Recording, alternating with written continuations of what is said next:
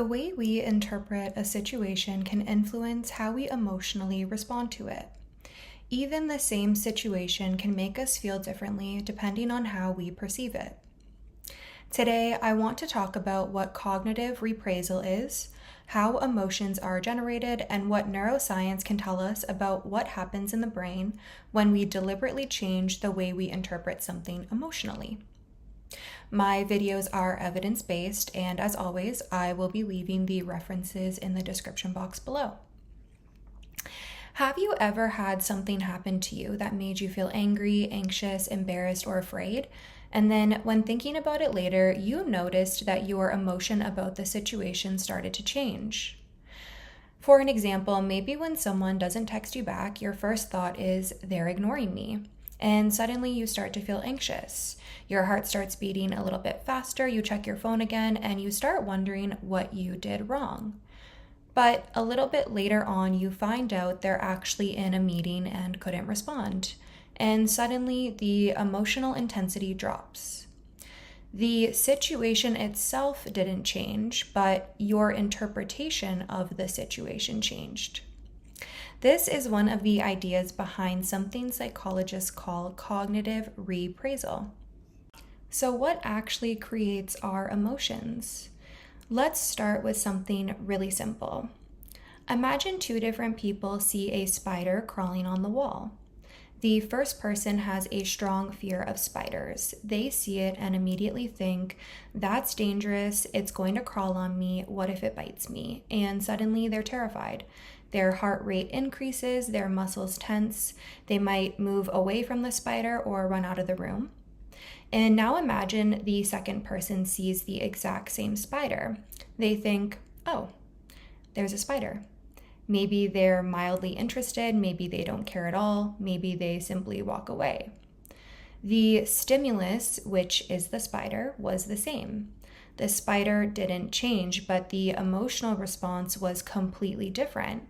And why is that? It's because of appraisal. So appraisal refers to how we evaluate or interpret something in relation to ourselves. We might ask ourselves, is it dangerous, threatening, helpful? Is it embarrassing, important, or does it mean something about me? Those interpretations help determine the emotional significance that an event has for us. And this is important because emotions aren't simply something that happen to us. We perceive something, we pay attention to it, and we interpret what it means to us. And that interpretation contributes to the emotional and behavioral response that follows. And this is where cognitive reappraisal comes in. Cognitive reappraisal is essentially the process of changing how you interpret an emotionally significant situation in order to change its emotional impact. This isn't about pretending something isn't happening. It's not everything is fine when clearly everything is not fine. Instead, it's about asking, is there another way I could understand what's going on? Let's go back to the example of someone not responding to your message. You might initially think they're ignoring me because they're upset with me. That interpretation creates anxiety. But you could reappraise the situation to, I actually don't know why they haven't responded. There are many possible explanations. Or, even if they are upset with me, I can deal with that when I have more information.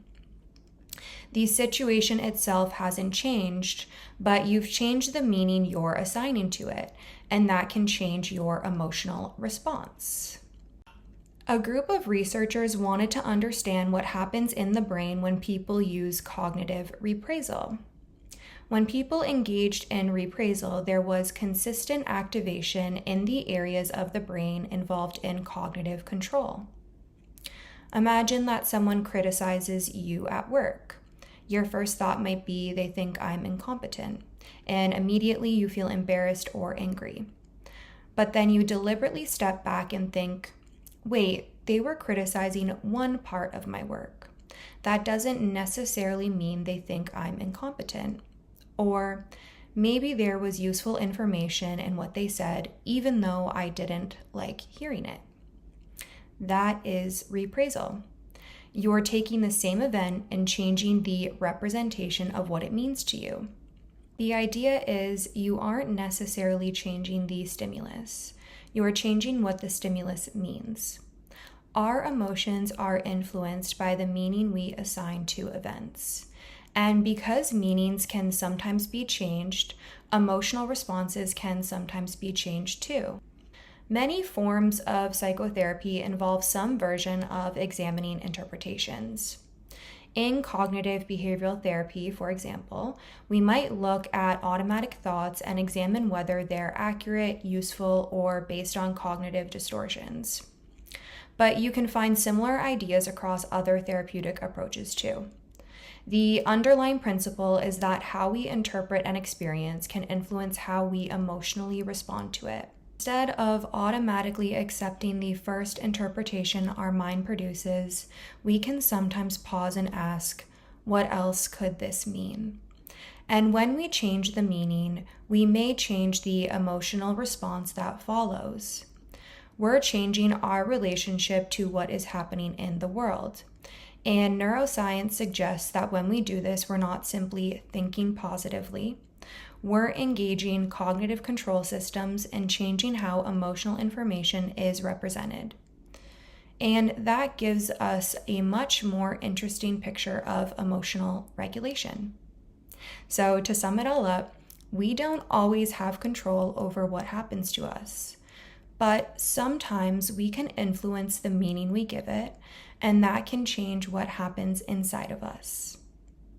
I hope this video helped at least one person. Thank you for watching.